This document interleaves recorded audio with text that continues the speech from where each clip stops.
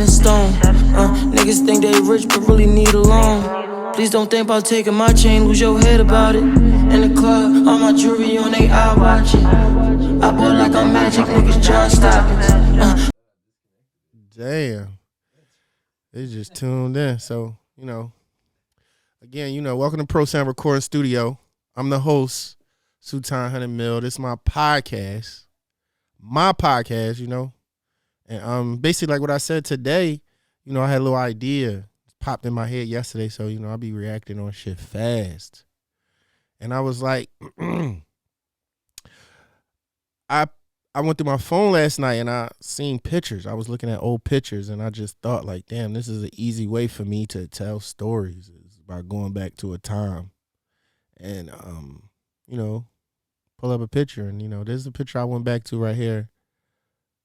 The date on this picture is June 11th, 2011.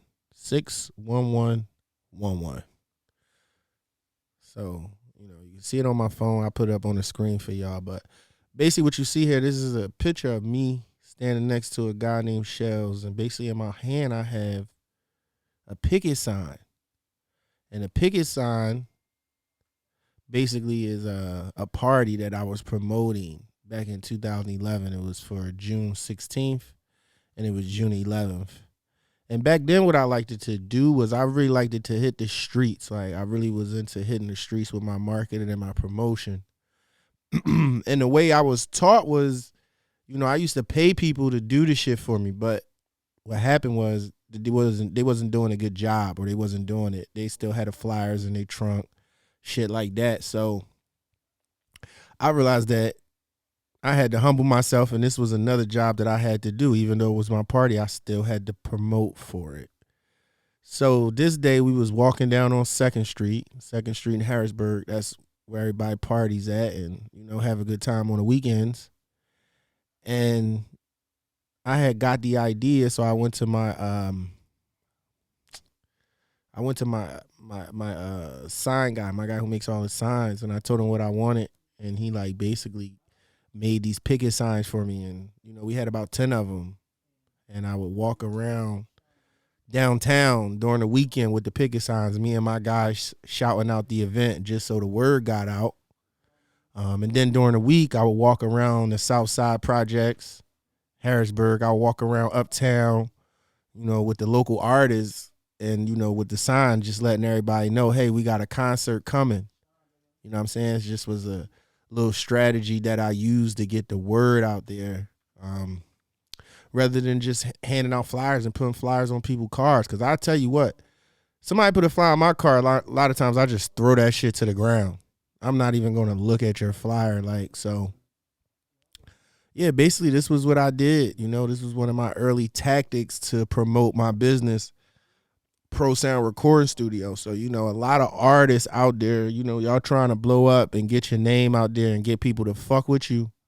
You have to make sure that you have put in groundwork. You have to put in groundwork. You do not put in groundwork, then people won't know who you are. So you have to put in groundwork. And then, like I said, this was one of my tactics, one of many. So, on this day, I remember, bro, walking around downtown, I would see different people, and we was able to talk to them, made a spectacle and we just made a situation out of everything that was going on. Like, you know what I'm saying? Like, we wasn't wasting no time. Like, we wasn't wasting no energy, I should say. We was down there and we was taking advantage of it. We seen a girl walking around. You know what I'm saying? We about to put some flyers on her ass and tell her to twerk, and we gonna record it. So, you know what I'm saying? We was using all the resources, and you know what I'm saying? Small things like this for marketing and promoting your brand will really get your brand out there and have people know who you are and what you have to offer is by how creative you are at marketing yourself and putting yourself out there. So, once again, I'm Sultan 100 Mill. If you need a recording studio, basically make sure you hit up Pro Sound Recording Studio. The number is 717-889-4865. If you need recording studio time, if you need to do your podcast, you can also hit us up. We have podcast services from recording, to audio to if you need a little producer, we can even help with that. You know what I'm saying? Each service that you choose comes with a different price. So, get in touch with us. Like I said, also platform that we have going on right now for artists, up and coming artists right now. We have the Rap Gallery. The Rap Gallery. What is the Rap Gallery? The Rap Gallery is gallery of rap. We have a lot of artists, not a lot, but different artists that I actually pick and I like. I get to hear their music, and then I make like a 3D rendered green screen video for them if I like the song. And then I offer them also, you get like a 10-minute video or 10-minute interview, a solo interview of yourself just talking about different questions and things that I come up with. It gives you an opportunity to showcase your song, also your talent, and different people to see you. And it's just a different creative way of putting the art of music out there. The Rap Gallery, make sure y'all look for that. That's on YouTube as well.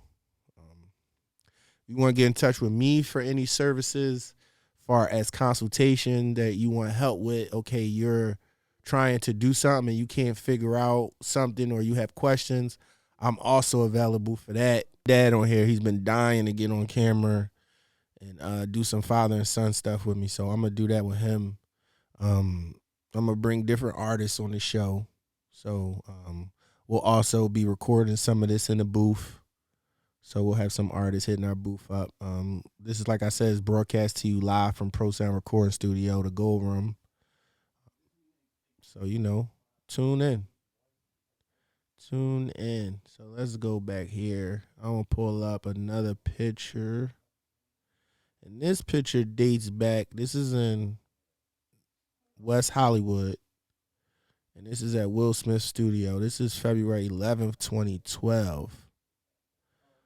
And this is a picture of Meek Mill and an independent artist that he was doing a music video with.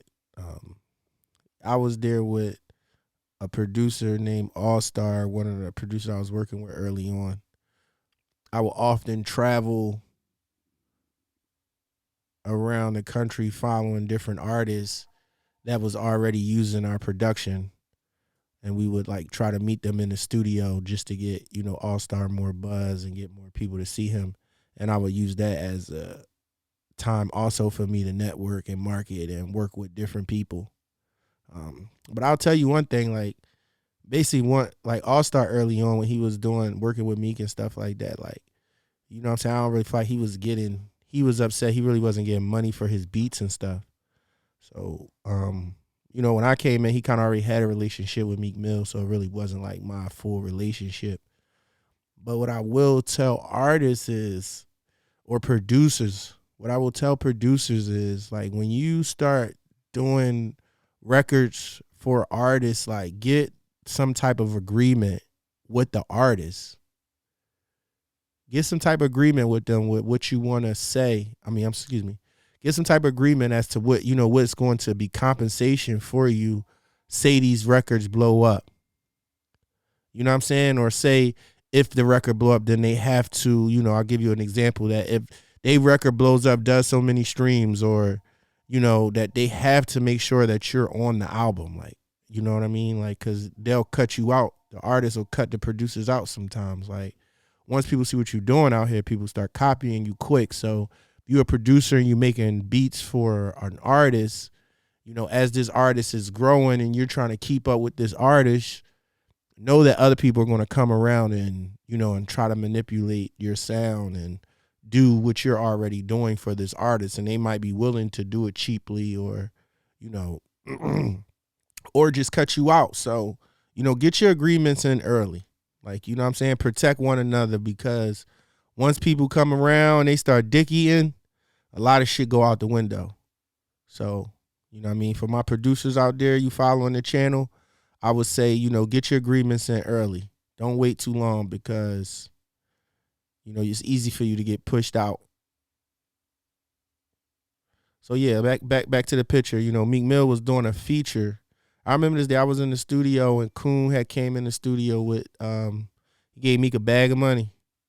Yes, he did. Gave Meek a bag of money and told Meek that the artist that he was doing the song with was here. So right then and there, I seen early on that like Meek had his guys going out finding features, because this guy was from Boston, and bringing them, wherever they could catch up to Meek Mill at wherever the studio was to get the song in the video. So that way, Meek Mill guys is making money, and then Meek Mill is making money. So, I learned early on, I seen that, and, that's something I always try to tell my guys is to, don't be around with your hand out. Like, try to figure a way to bring food to the table and don't just think about yourself eating. Like, you know what I mean? And what I mean by that, like, okay, you're an artist. And say, for instance, I sign you. Now you're signed to Activated Music Group. You know what I'm saying? I went out and I spent 500 on views and comments and streams. You know what I'm saying? I went out and spent $2,000 on clothes. You know what I'm saying? And, now you on Instagram and, you ain't got no money. But shit, I'm down 2,500 too. So you don't have no money, but I'm minus 25. You want to do a feature for somebody. So you're going to do a feature for them for $300 per se. That $300 is, are you still giving your management a cut? Is that money still going other ways, or is that money just going directly in your pocket? You ain't thinking about nobody else now. You know what I'm saying? The way the real music business would work is that $300 would get swallowed up to the company who spent that $2,500 on you. They would get that, and then you would, that $2,200, you still have a balance of $2,200. You wouldn't even touch any of that. So when you go and you make them side deals, you have to know that you are cutting and making a backdoor deal. Your backdoor is now open. So as artists, all my artists out there, these are just eye openers and things that just show you, like, how you want to go about business, how you want to handle your business, and what type of artist you want to be, because your ride could be short or it could be long. And like I say, if you want to have a backdoor bad name, then it's going to be short. If you want to have a good name, you know what I'm saying, it's going to take a while. You're going to have to build up, put some groundwork in. You're going to have to be a solid dude. That don't mean the label might not trip about you doing that, but, make sure that people is okay with that before you go and try to sell yourself short because you in control of the Instagram. So, once again, we at Pro Sound Recording Studio. If you want recording studio time, make sure you hit us up, 717-889-4865. Book your studio time. You can also go online at prosoundrecordingstudio.com. So outside of me going through pictures, I'll also take today and, I'll go to a topic and I'll speak on the topic. Let's go to the shade room. Anyway, going on with this show, I can't forget, shout out to my cousin Hick, the big fella, rest in peace. You know what I'm saying? Definitely gonna miss you. So here's the last post. Social media demand justice, file October killing. I don't know anything about this one. Barack Obama, Pelly was one of the greatest ever played. I don't know about that one. Braxton Sisters, that $500. I don't care how much you need. Don't ask me for more. Okay. All right, let's see. McDonald's. Which staff will win this brawl? McDonald's versus the Waffle House. All right. Yeah, this is a good one. This is on the Shade Room, and the question is asking is, who would win a fight between the McDonald's staff versus the Waffle House staff? First, let me say this. McDonald's is a brand that's been around a long time, way longer than the Waffle House, right? But when you go to McDonald's, you never know what you're going to get. Sometimes they can fight, sometimes they can't. When you go to the Waffle House, everybody in that motherfucker about the trenches that work there. So I'm going to have to take the Waffle House. I can see that shit get crazy. Waffle House people, they go to fuck off when they fight. So, I'm going to have to go at the Waffle House. Back to Pro Sound Recording Studio. I'm your host, Hunter Mill. This is my podcast. Game Time. You know, this is the first show. You know, tune in. We're coming to y'all weekly. I'm out.